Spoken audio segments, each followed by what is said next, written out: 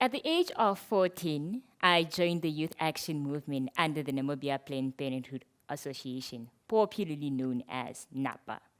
Now, at the age of 14, yet again, I was a very energetic child. I loved running around, but most importantly, I loved engaging with my aunt's customers. She has a tailoring business at the back of our house. So every time I come from school, I always look forward to just sitting there at the gate to see which of her customers come in to fit in or those that have consultations. And I came across this very beautiful young lady that used to volunteer at the same institution known as NAPA. And that's who she introduced me to this movement.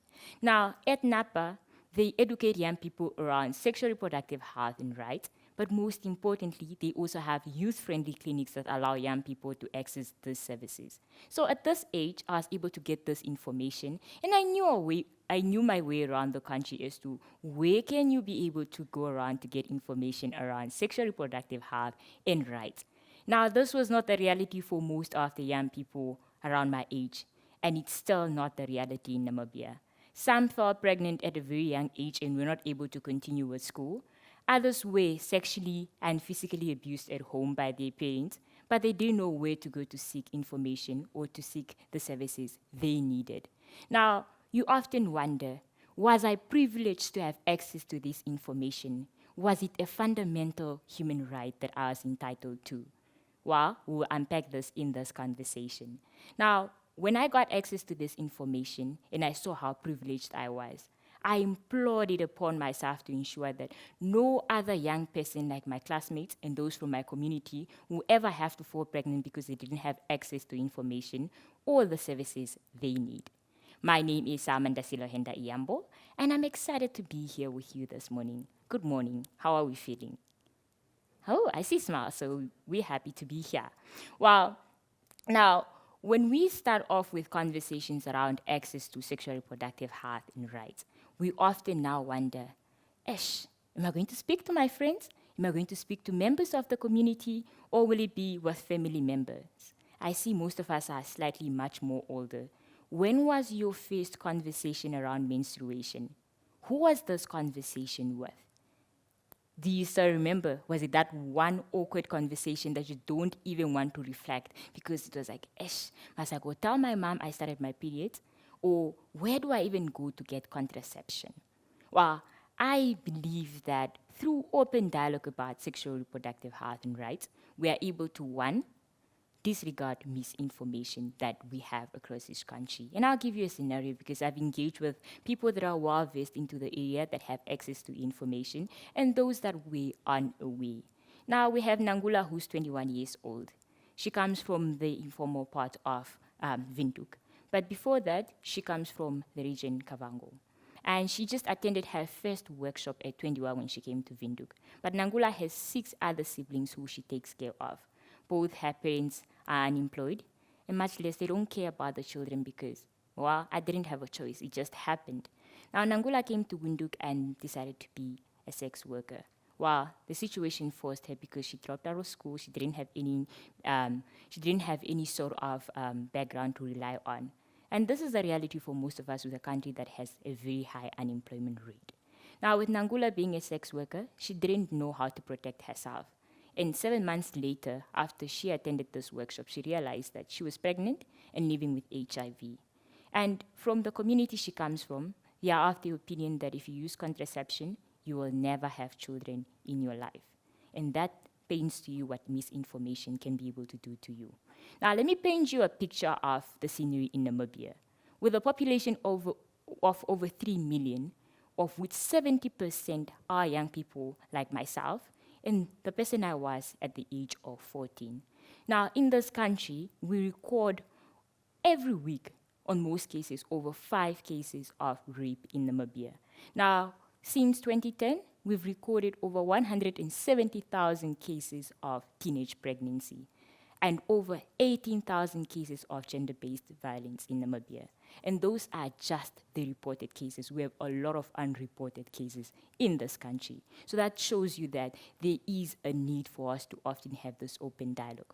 Now we go back to the situation of Nangula. Had Nangula had an open conversation with people from her community, because we already see that her parents who have walked the same journey with her, that they were not given a choice, they didn't have the right information so that they could decide when to have children, with whom to have children, and how many children they would like to have. So that tackles the issue of misinformation that we have. Now, if you sit in this room and you have somebody that comes from the same background of not having parents to have conversations with, what are we then doing as members of the community to ensure that we pass on this information? Could you just be having with a person besides you to give them this information, because it's often a conversation you can be able to have? But well, yet again, we come from Namibia, where conversations about sex, sexual health, menstruation, rape, Haibo. Who are you going to talk to those about? Now, if we look at a country where, when we often hear of cases of rape, I mean, we live in a country where home, where you're supposed to be the most safest. Even now, your uncles, your brothers, even your own parents are the ones that are perpetrating rape onto you. In the same country where, instead of going to the police to report the case, people hold or host family meeting to say that, Nangula has been raped. What do we do as a family? Now, as we sit in this room, do you think that when somebody, a child for that matter, has been raped, we are supposed to be having a family meeting? Is that what you guys believe? Well, I strongly believe that we need to have a society that is well informed about where to seek the necessary services and information. And most importantly, when they find themselves in such cases, they know where to run to. And it's definitely not a family meeting. Now, we come to number 2. If we have open dialogue about sexual reproductive health, we are able to then make informed choices. One, where you have accurate information. One, where you know where you can run to should you need the necessary services. Because we, as members of the community, if we have conversations about this, you would then know that there's a Be-Free Youth campus where I can be able to get contraception. And the reality of things is that we need to accept things and people for who they are. Because as much as we want to shy away from the conversation around sexual health and sex work not being a reality in Namibia, it's happening. But how do we equip these young people to be able to know that if you indulge in such, this is where you should be able to get the information and the assistance that you need? And let me give you an example. Imagine you go to a restaurant, you walk in there and it's hot. So you're like, I need a very cold drink to just cool me down. And the waitress offers you coffee. Would you take that coffee?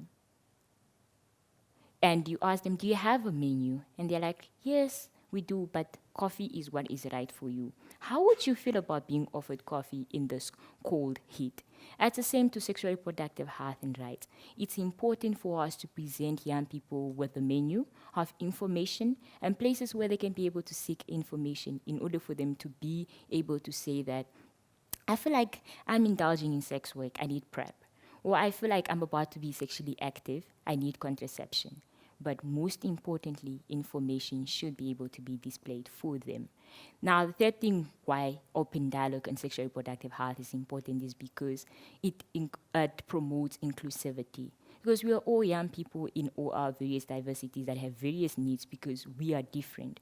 If we are able to have conversations, we are able to cater for those young people and even older people, because we're now going to be able to plant a seed of information, a seed that is able to grow to say that even when you are above the age of 35, you still know where to go, because it just does not end when you are a young person, but it starts to when you are a young person.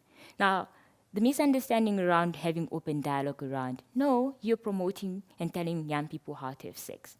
No, that's not it. You are giving young people a key to say that when you do decide to indulge in such, you have ways through which you can protect yourself. Because imagine at the beginning of the year when parents go for stationery shopping, they get you an umbrella because they know at some point throughout the year it's going to rain. So they say, here is an umbrella that you keep in your bag. So when it rains, you are able to use this umbrella to protect yourself. It's similar to having open dialogue about sexual reproductive health and rights. So now you often, or you're probably wondering to say, So what can I be able to do as I sit in this room to promote and to be able to have open dialogue with either your younger siblings, your friends, or members of the community, because we all comes as a country, because we need to be able to work towards reducing these numbers. Because now the question comes, are we happy with where we are currently at in terms of the alarming statistics of teenage pregnancy?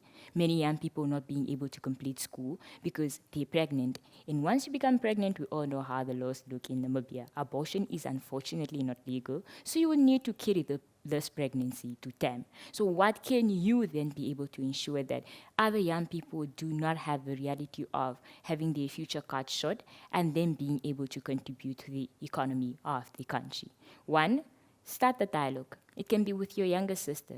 You don't have to leave the reality of when you started off for you, you're not able to have this open dialogue with your parents or anyone in your community because, well, that was maybe 2010 and it was still a taboo. But now we are in 2025. How about you share a resource with a friend to say that, oh, I listened to this podcast and this is what they were saying about PrEP and PrEP. Or you actually go out there and attend workshops, recommend young people to be able to attend those workshops and just start the conversation, because that's all it takes. Us being able to openly have conversations, to be able to give young people information, be able to give not just any information, but factual information about where they can get the services, where can they be able to get the assistance and the information should they find themselves in different circumstances. Because now I tell you a story of myself at the age of 14, not being able or being able to access information and services, but that's not the reality for the other young people. Do you want them to continue living the same reality? Was I privileged enough to have access to this information? Definitely not. It's not supposed to be a privilege. It is a basic human right that all young people should be entitled to. So as you leave this room, ensure that you start a conversation somewhere, you share a resource, and just get away from the issue of culture. As much as it's very important, we now need to reevaluate to say, is this culture shaping where we're moving to and where we are? Is it meeting the needs of where we're supposed to be moving to as a nation and as young people? Or is this something that we need to be relooked at? Because the issue of having a family meeting instead of reporting a case is one that is not helping. GBV to say that if somebody does not beat you, they don't love you. Those are some of the myths that we need to be able to debunk for us to be able to have a thriving community where we don't have alarming statistics of teenage pregnancy, gender-based violence, and just young people not being able to complete their education because of such barriers. And with that being said, I am Selma Ndasilohenda Iyambo. Thank you for having me.